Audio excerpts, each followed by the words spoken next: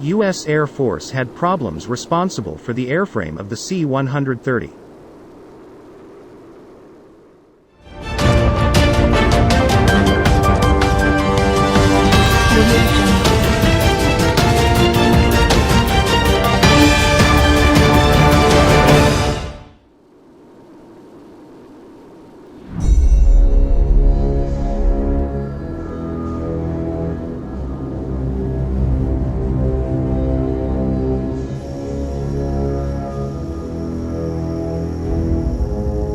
The huge military airplane fuselage that was hauled through downtown Concord this week, slowing traffic and raising a million questions, was on its way to North Carolina from Pease Airport, but what brought it to New Hampshire and why it's headed down south remains a mystery.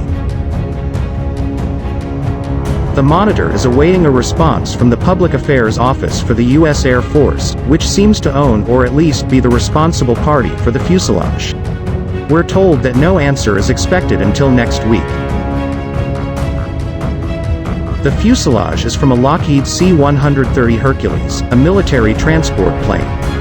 It was hauled on a large flatbed tractor trailer by Hurricane Specialized, a trucking company in Franklin, Indiana.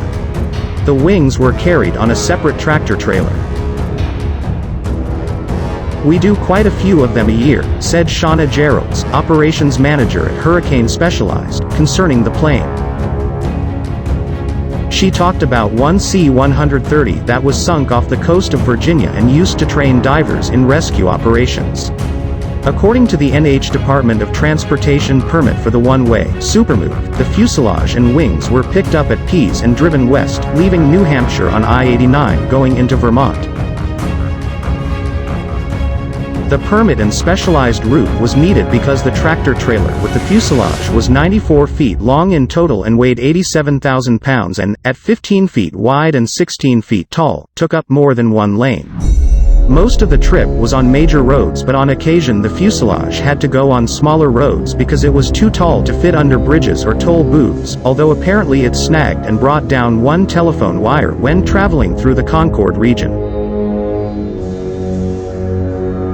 The routing with those things are complicated, very, very complicated. You look on MapQuest and it might say 750 miles, but routing could take 1,200 or 2,000 miles, said Geralds. The weight usually isn't a huge issue, it's the height. We haul things that are a lot heavier than that plane. Height concerns are what brought it onto South Main Street at about noon Wednesday, and sent it trundling through Hopkinton to connect with I-89. The C-130 is a 4-engine turboprop created in 1956 for carrying troops and equipment around the world. It is still being produced today, making it what appears to be the longest continuously made military plane in U.S. history. According to the serial number, this plane was built in 1974 and decommissioned last year. A report by the Aircraft Owners and Pilots Association says it was flown into the Frederick, Maryland, Municipal Airport in September 2019, where its engines and propellers were removed and shipped to an Air Force depot. The wings and stabilizers were taken off and it was driven to nearby Fort Detrick in March, where it was to have been reassembled and used to test equipment and procedures. Between then and November, it came to the civilian airport at Pease. There, a Florida company called Aeroclave performed tests or worked with it, but the company won't say any more without permission from the military. Aeroclave was founded in 2003 for the purpose of developing, manufacturing and selling a system capable of decontaminating commercial and military aircraft from pandemic-producing viruses and other disease-causing pathogens, according to its website.